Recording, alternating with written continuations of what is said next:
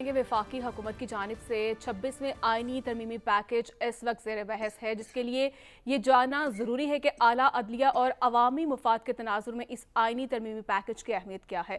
मुजव्वज़ा 26वीं आईनी तरमीम का मकसद ये है कि पाकिस्तान में इंसाफ के निज़ाम को बेहतर बनाने और जमहूरी इक़दार को मजबूत करने का मौका फराहम करे। मुजव्वज़ा आईनी तरमीम में आइन के आर्टिकल 63A में भी तरमीम की तजवीज़ दी गई है, जिसके मुताबिक पार्लिमानी पार्टी की हिदायत के खिलाफ किसी भी कानून साजी या बिल पर वोट देने वाले रुकन पार्लिमान का वोट गिनती में शुमार किया जाएगा। ये तरमीम पार्लिमान की बालादस्ती के लिए की जा रही है। इसी तरह आईनी पैकेज में बलूचिस्तान असम्बली की नशिस्तों को 65 से बढ़ाकर 81 किया जा रहा है। वो भी एक अच्छी बात है। वो अनासिर जो इस फरसूदा और नकारा जुडिशल सिस्टम से मुसलसल मुस्तफिद होते रहे, अब वही लोग इन मुफाद आमा में की जाने वाली तरमीम की राह में रुकावट हैं। और इसी पर हम मजीद बात कर लेते हैं। माहिर कानून हाफिज एहसान साहब भी हमारे साथ मौजूद हैं। हाफिज साहब, बहुत शुक्रिया आपके वक्त का। हाफिज साहब, जिस तरह से 26वीं आईनी तरमीम की बात हो रही है, आप क्या देखते हैं कि 26वीं आईनी तरमीम अवामी और अदालती निज़ाम में बेहतरी के लिए कितनी ज़रूरी है? महरीन, बिस्मिल्लाहिर्रहमानिर्रहीम। और आपके जो दोस्त बैठे हुए हैं उनको भी मेरा सलाम। जो है, तीन चीज़ें महरीन बड़ी वाज़ेह हैं इस सारे प्रोसेस के अंदर। अगर आप देखें, एक तो ये है कि हमेशा से जब भी कोई पार्लियामेंट अपनी अमेंडमेंट करने लगती है तो हम उसकी पार्लियामेंट की लेजिटिमेसी पे क्वेश्चन उठाते हैं, चाहे वो 1973 की पार्लियामेंट है और चाहे 2024 की पार्लियामेंट है। तो मतलब ये है कि हमारा पॉलिटिकल कॉन्डक्ट जो है वो हमेशा से इसी तरह कंसिस्टेंट रहा है कि हमने पार्लियामेंट के ख़िलाफ़ भी बात करनी है और पार्लियामेंट की सुप्रीमेसी को तस्लीम भी नहीं करना और पार्लियामेंट को मेला फाइडे एट्रीब्यूट करना है। दूसरा इस चीज़ के अंदर ये है कि जब से कॉन्स्टिट्यूशन बना है आज तक 25 आइनी तरामीम जो है वो हो चुकी हैं और आज तक कभी भी पाकिस्तान की सुप्रीम कोर्ट या हाई कोर्ट ने किसी भी कॉन्स्टिट्यूशनल अमेंडमेंट को अल्ट्रा वायरीज ऑफ द कॉन्स्टिट्यूशन नहीं कहा।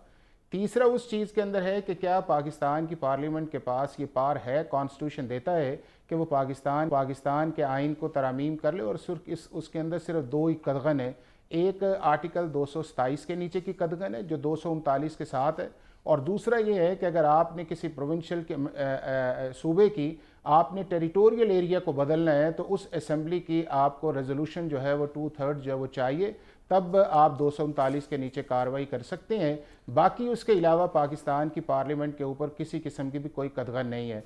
अब चौथा उस चीज़ के अंदर ये है कि क्या इस वक्त पाकिस्तान के अंदर ऐसी चीज़ें हैं या उनकी रिक्वायरमेंट है कि जिसकी बुनियाद के ऊपर आप पाकिस्तान के अंदर इस जुडिशल सिस्टम को और स्टार्ट अब आप करना चाह रहे हैं पाकिस्तान की सुप्रीम कोर्ट से, वो ज़रूरत है। तो बिल्कुल ज़रूरत है कि पिछले 10-12 साल से जिस तरह पाकिस्तान की सुप्रीम कोर्ट ने परफॉर्म किया है और जिस तरह एक पॉलिटिकल माइंडसेट उसके मुतालिक अगेंस्ट ये फॉर के अंदर आया है, या जिस तरह एक पार्लियामेंट की जो लेजिस्लेटिव कॉम्पिटेंसी है वो बार बार चैलेंज की गई है, या किस तरह एक प्राइम मिनिस्टर जो एक गवर्नमेंट के या फिर उसके बाद दूसरी गवर्नमेंट के किस तरह उन्हें आउट किया गया उस सारे प्रोसेस से, या किस तरह पाकिस्तान के आइन के अंदर रीडिंग इनटू द कॉन्स्टिट्यूशन या राइटिंग इन द कॉन्स्टिट्यूशन किया गया है। एक आईनी अदालत, हाफिज साहब, आप क्या वाकई समझते हैं कि 26वीं आईनी तरमीम हो जाने से और एक आईनी अदालत इस एक मखसूस वक्त में बनने से पाकिस्तानियों को वाकई में इंसाफ की फराहमी यकीनी हो जाएगी? क्या यही एक पैरामीटर है या असल में आपको ग्रास रूट लेवल पे जाके इंसाफ की फराहमी यकीनी बनाने के लिए इकदाम करने चाहिए? आपको नए सूबे बनाने चाहिए, वहां पर नई अदालतें, नया सिस्टम, नई हाई कोर्ट्स हैं, आबादी के तनासुब से, रकबे के तनासुब से एक आईनी अदालत बना देने से, 5 जजेस जो हैं वो बिठा देने से और एक खास वक्त में, क्या ये वाकई इंसाफ की फराहमी शुरू हो जाएगी पाकिस्तान में?